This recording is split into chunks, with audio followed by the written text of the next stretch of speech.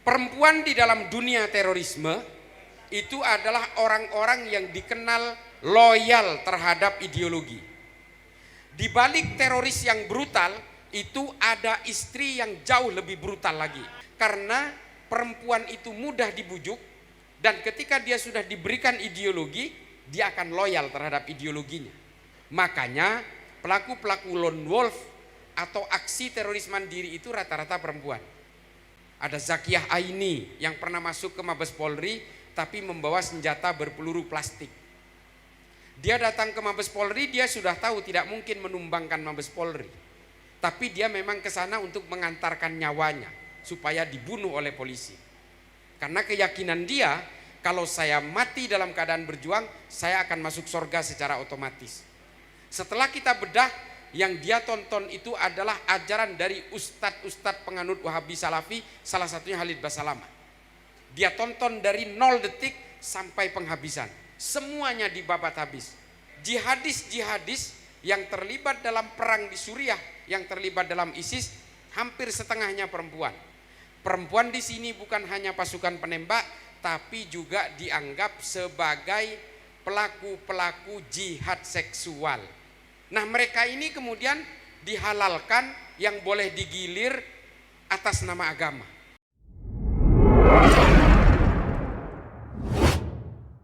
Bismillahirrahmanirrahim. Assalamualaikum warahmatullahi wabarakatuh. Yang saya hormati seluruh sivitas akademika IAI Darul Al-Qalam dan para alim, para ulama, adik-adikku mahasiswa dan mahasiswi sekalian. Banyak orang yang salah pengertian ya, sebenarnya radikalisme itu seolah-olah hanya identik dengan perlawanan terhadap negara.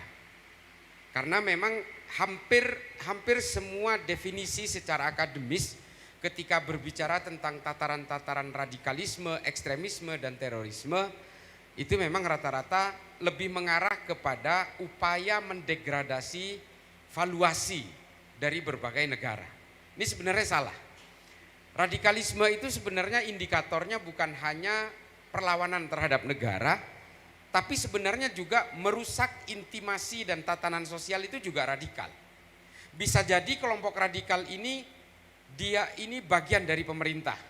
Bisa jadi dia itu mewajibkan kepada orang-orang penganut ideologinya menghormati pemimpin. Bisa jadi. Bahkan berunjuk rasa diharamkan. Bisa jadi. Dan bahkan dia mengaku NKRI. Bisa. Tapi dalam praktek sehari-hari dia merusak tatanan sosial dengan membuat segregasi, pemisahan-pemisahan, memecah belah masyarakat atas nama ideologi tertentu atau atas nama dalil-dalil agama tertentu yang kemudian dijejalkan kepada masyarakat dalam paket-paket dogmatis yang kemudian masyarakat akan bermusuhan satu sama lain. Ini juga radikal.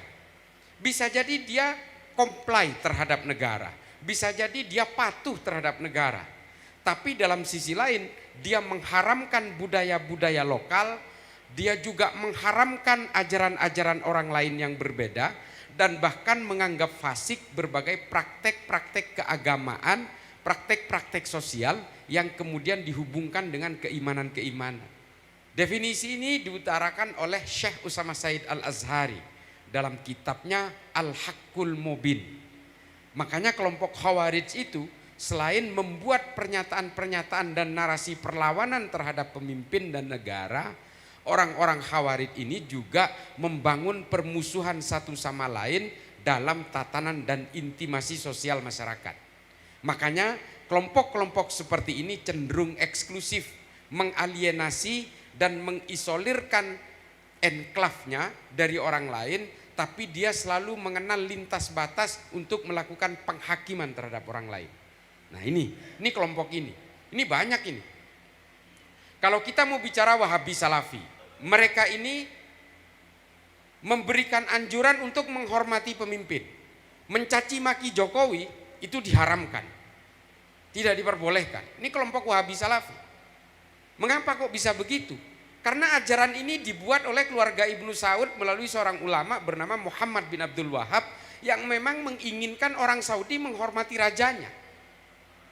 Jadi ketika ajaran ini dibawa ke Indonesia, maka ajaran ini juga menekankan harus menghormati pemimpin. Karena memang ajaran-ajaran dari Wahabi Salafi ini made by order.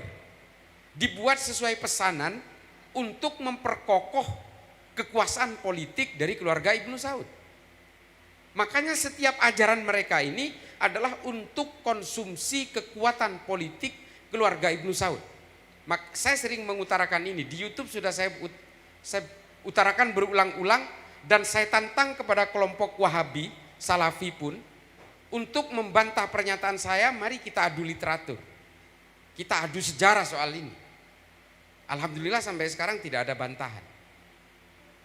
Dan mereka mungkin juga sekedar ikut-ikutan menjadi follower, dan sebenarnya mereka tidak didukung oleh literatur yang kuat. Mengapa mereka kemudian mengharamkan penghormatan kepada dzurriyyah kenabian? Karena lawan politik utama dari keluarga Ibnu Saud itu keluarga habaib, namanya keluarga Ibnu Rashidin dari kota Ha'il. Perangnya 8 kali, membunuh 13.000 rakyat Saudi. Hanya gara-gara untuk penguatan politik keluarga Ibnu Saud. Metodologi penguatan politik dari keluarga kerajaan ini kemudian yang mempengaruhi ajaran ini, yang kemudian aturan-aturan di dalam ajaran agama Wahabi Salafi ini dijahit sesuai dengan ukuran keluarga kerajaan Ibnu Saud. Dan mengapa mereka mengharamkan musik? Karena musik bisa menghimpun kerumunan masyarakat, di mana keluarga Ibnu Saud ini paling takut dengan kerumunan masyarakat Saudi. Karena mereka takut ketika masyarakat berkerumun akan melakukan gerakan-gerakan perlawanan terhadap keluarga Ibnu Saud pada zamannya. Dan mengapa juga ziarah kubur kemudian diharamkan oleh ajaran dari Wahabi Salafi ini? Mengapa? Karena mereka, keluarga Ibnu Saud dan Muhammad bin Abdul Wahab ini tidak menginginkan orang Saudi punya ikatan masa lalu dengan leluhur-leluhurnya. Mereka ingin memutus mitos itu, sehingga orang Saudi betul-betul fokus kepada pemimpin dari keluarga Ibnu Saud. Ini untuk penguatan politik. Dan mengapa juga mereka mengharamkan budaya-budaya lain? Karena kerajaan keluarga Ibnu Saud tidak mau orang Saudi terkontaminasi oleh budaya-budaya orang lain di luar Saudi. Sama seperti Google hari ini yang dilakukan oleh pemerintahan Korea Utara. Korea Utara mengharamkan Google karena rakyatnya tidak mau, Kim Jong-un tidak mau orang Korea Utara terkontaminasi oleh ajaran-ajaran dari luar Korea Utara. Google dalam konteks ini berkonotasi budaya bagi rakyat Saudi pada tahun 1727. Jadi semua budaya diharamkan kecuali budaya yang diizinkan oleh keluarga Ibnu Saud. Nih saya langsung ngegas kalau soal ini. Genealoginya jelas, urutan-urutannya jelas. Dan mengapa ajaran-ajaran Ahlus Sunnah wal Jamaah ini semua dijadikan antitesis oleh Muhammad bin Abdul Wahab? Karena musuh utama mereka adalah Kekaisaran Utsmani yang notabene penganut Ahlus Sunnah wal Jamaah. Jadi ini memang custom fit, customized, tailor made. Ajaran ini memang dibuat untuk konsumsi politik keluarga Ibnu Saud. Dan kemudian hari ini diekspor ke negara kita atas permintaan Amerika. Ini, apakah saya ngarang? Diutarakan sendiri oleh Pangeran Muhammad bin Salman di Frontline dan juga RT.com. Bisa di googling. Dia mengatakan bahwa ajaran Wahabi ini dulu dipaksa untuk diekspor ke berbagai negara Muslim atas permintaan negara-negara Barat, wabil khusus permintaan Amerika. Ketika Saudi menemukan minyak dengan lifting cost yang paling murah, dan teknologi pengangkatan minyak di Saudi ini dibantu oleh teknologinya Schlumberger Prancis, Halliburton Amerika, dan berbagai logging system yang dipakai dari teknologinya Inggris. Sehingga Barat kemudian meminta kepada Wahabi, kepada Arab Saudi, atas balas jasa teknologi pengangkatan minyak ini, bantu kami untuk menyebarkan Wahabimu ke seluruh negara Islam untuk menandingi pengaruh Uni Soviet dalam perang dingin. Lalu kemudian kita menerima Wahabi. Dan kita kemudian dikafir-kafirkan oleh mereka. Sama persis seperti prakteknya ketika Wahabi pertama kali menancapkan kukunya di Arab Saudi. Mereka juga mengkafir-kafirkan dengan menggunakan konsep al-wala wal bara yang ditulis oleh Ibnu Taimiyah dalam Majmu' al-Fatawa dan diperjelas dalam kitabnya Ibnu Taimiyah yang lain dalam Taklih As-Siyasatus Syariah. Dua rujukan utama ini yang dipakai oleh Muhammad bin Abdul Wahab untuk memecah orang Saudi yang notabene semuanya Islam, tafsirnya sama, madhabnya sama, manhajnya sama. Mereka kebingungan bagaimana caranya mengayak-ayak rakyat Saudi untuk memisahkan mana yang pro keluarga Ibnu Saud, mana yang pro Utsmani. Ini kemudian dipisah dengan al-wala wal bara yang kemudian dimodifikasi oleh Muhammad bin Abdul Wahab dan dielaborasikan oleh seorang ulama Saudi bernama Muhammad Said Al-Qahtani. Nama kitabnya Al-Wala wal Bara fil Islam. Seluruh teroris menggunakan kitab ini sebagai rujukan. Teroris-teroris yang ditangkap oleh Densus 88 pasti punya dua kitab utama yang menjadi anjuran kelompok Wahabi untuk melakukan pemecah belahan di tengah masyarakat. Yang satu Al-Wala wal Bara fil Islam yang ditulis oleh Muhammad Said Al-Qahtani.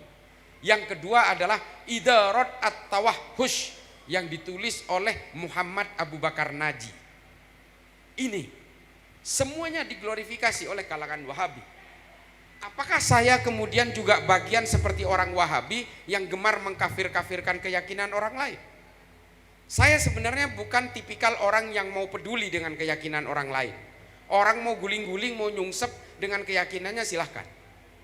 Kalau saya kemudian gerah dan gelisah dengan keimanan orang lain, dengan keyakinan orang lain, saya tidak ada bedanya dengan mereka. Kepedulian saya untuk melawan ajaran Wahabi Salafi ini adalah ketika saya bekerja sebagai tenaga ahli pencegahan radikalisme, ekstremisme dan terorisme di Densus 88. Mengapa saya kemudian berusaha untuk melawan ajaran ini? Karena saya memegang data dan punya temuan dari hasil riset ketika saya bertemu dengan teroris-teroris yang ditangkap oleh Densus. 99,9% teroris yang ditangkap oleh Densus memiliki pemahaman Wahabi Salafi. Yang tidak percaya dengan ini silakan bantah saya, ketemu saya berikan datanya. Kalau juga tidak percaya, saya bawa ke penjara, saya pertemukan langsung dengan terorisnya. Kalau masih nggak percaya juga dipertemukan dengan terorisnya, ya saya penjara sekalian. Saya bertanggung jawab dengan data ini. Saya memang banyak dibantah di YouTube dari kelompok-kelompok yang berusaha membela ajaran ini. Ya saya tantang. Mari saya pertemukan dengan Oman Abdurrahman. Saya pertemukan dengan para Wijayanto. Saya pertemukan dengan para ideolog-ideolog Muhammad Farid Oqbah, Zainun Najah, Anung Al-Hamad. Saya pertemukan. Dan tanyakan kepada dia paham apa yang dipakai. Wahabi Salafi, Pak. Adik-adik sekalian. Kalau Wahabi Salafi mengharamkan musik, teroris mengharamkan musik. Kalau Wahabi Salafi mengharamkan ziarah kubur, haul, tahlilan, maulid, teroris juga sama. Kalau Wahabi Salafi mengharamkan wayang, teroris juga. Apa bedanya? Khalid Basalamah, Safik Basalamah, Firanda, mereka adalah pintu-pintu pembuka yang menggunakan artis-artis untuk menjadi daya tarik. Penggemar artis itu diharapkan tertarik kepada ustadznya si artis. Dibuka semua, open gateway.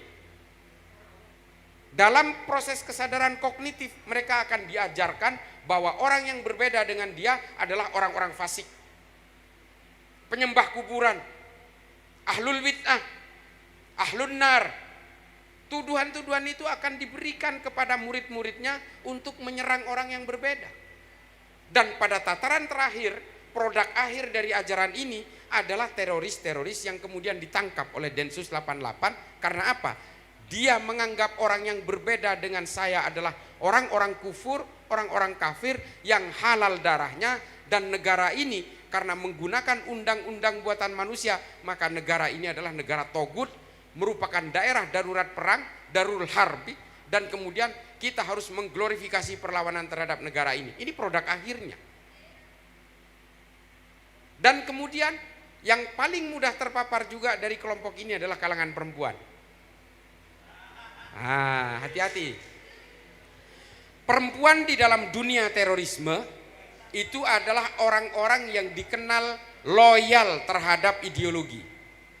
Di balik teroris yang brutal itu ada istri yang jauh lebih brutal lagi. Saya tidak ingin mendiskreditkan perempuan di sini. Langsung respon. Mengapa saya mengatakan ini? Ini hasil temuan saya. Pelaku bom Astana Anyar kemarin, Muhammad Agus Muslim itu, yang menjadi pelaku bom bunuh diri yang terakhir kemarin di Bandung, itu punya istri yang jauh lebih radikal dari Agus Muslim. Makanya Agus Muslim ketika keluar dari penjara karena kasus bom Cicendo sebelumnya, dia tidak bisa sadar karena oleh istrinya ideologinya di-maintain, dijaga. Dan dia melakukan bom bunuh diri itu juga bagian dari dukungan istrinya. Nah, mengapa kemudian perempuan dijadikan sebagai target utama dari rekrutmen kelompok-kelompok ini? Karena perempuan itu mudah dibujuk, dan ketika dia sudah diberikan ideologi, dia akan loyal terhadap ideologinya. Dan perempuan juga bisa mengelabui petugas, karena secara objektif, secara pandangan umum, perempuan itu lemah dan tidak mungkin melakukan aksi kekerasan. Makanya pelaku-pelaku lone wolf atau aksi teroris mandiri itu rata-rata perempuan. Ada Zakiyah Aini yang pernah masuk ke Mabes Polri tapi membawa senjata berpeluru plastik. Dia datang ke Mabes Polri, dia sudah tahu tidak mungkin menumbangkan Mabes Polri. Tapi dia memang ke sana untuk mengantarkan nyawanya supaya dibunuh oleh polisi. Karena keyakinan dia, kalau saya mati dalam keadaan berjuang, saya akan masuk surga secara otomatis.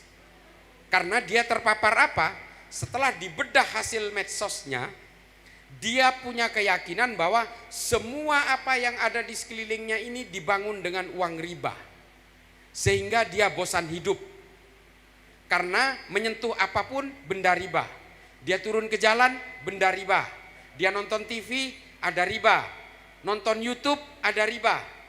Karena semuanya melibatkan bank, lalu dia lebih memilih untuk saya lebih baik mati lebih cepat supaya saya bisa lebih cepat masuk surga. Zakiyah Aini, hasil temuannya. Setelah kita bedah, yang dia tonton itu adalah ajaran dari ustadz-ustadz penganut Wahabi Salafi, salah satunya Khalid Basalamah. Dia tonton dari 0 detik sampai penghabisan, semuanya dibabat habis. Setelah kita bedah dari lintas IT-nya. Kemudian yang kedua Elina, perempuan juga. Pelaku bom Katedral Makassar, ada perempuan juga. Dan kemudian jihadis-jihadis yang terlibat dalam perang di Suriah, yang terlibat dalam ISIS, hampir juga diisi, hampir setengahnya perempuan. Perempuan di sini bukan hanya pasukan penembak, tapi juga dianggap sebagai pelaku-pelaku jihad seksual.